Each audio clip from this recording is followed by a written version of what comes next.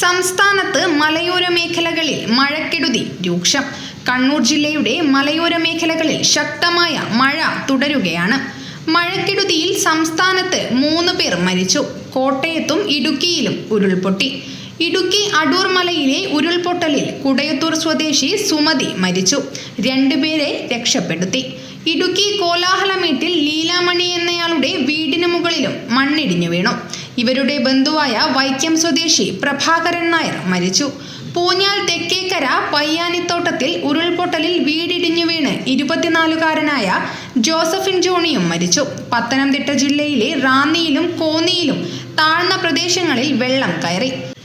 വീടുകളിലും വ്യാപാര സ്ഥാപനങ്ങളിലും വെള്ളം കയറി. കോട്ടയത്ത് പാല, കൂട്ടിക്കൽ എന്നിവിടങ്ങളിലാണ് മഴക്കെടുതി രൂക്ഷമായത്.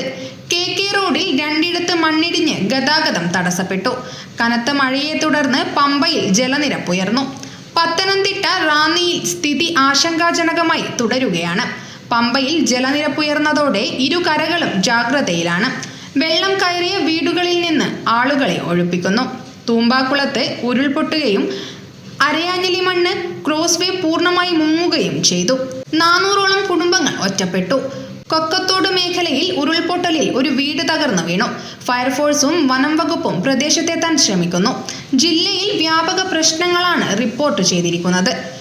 ഗുരുവായൂർ തൊഴിയൂരിൽ ശക്തമായ കാറ്റിലും മഴയിലും തെങ്ങ് കടപുഴകി വീണ് വീട് ഭാഗികമായി തകർന്നു. തൊഴിയൂർ ആയിരംകണ്ണി ഉന്നതിയിൽ ചട്ടിക്കൽ ഷിബുവിന്റെ ഓടിട്ട വീടാണ് തകർന്നത്. ശബ്ദം കേട്ട് വീട്ടുകാർ ഉറക്കമുണർന്ന് പുറത്തേക്ക് ഓടിയതിനാൽ വലിയ ദുരന്തമൊഴിവായി.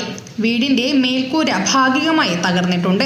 തെങ്ങ് വൈദ്യുതി ലൈനിലേക്ക് പതിച്ചതിനെ തുടർന്ന് 2 വൈദ്യുതി പോസ്റ്റുകളും ഒടിഞ്ഞു വീണു.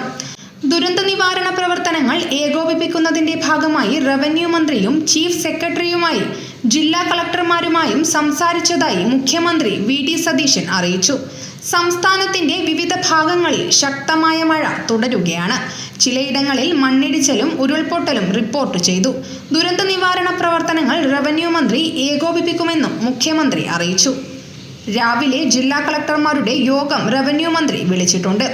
NDRF പോലീസ് സേനകൾ ഏത് സാഹചര്യവും നേരിടാൻ സജ്ജമാണെന്നും പരിക്കേറ്റവർക്ക് മെച്ചപ്പെട്ട ചികിത്സ ലഭ്യമാക്കാനും പുനരധിവാസ പ്രവർത്തനങ്ങൾ വേഗത്തിലാക്കാനും സർക്കാർ തീരുമാനിച്ചിട്ടുണ്ടെന്നും അദ്ദേഹം പറഞ്ഞു. News bureau, Kannur media.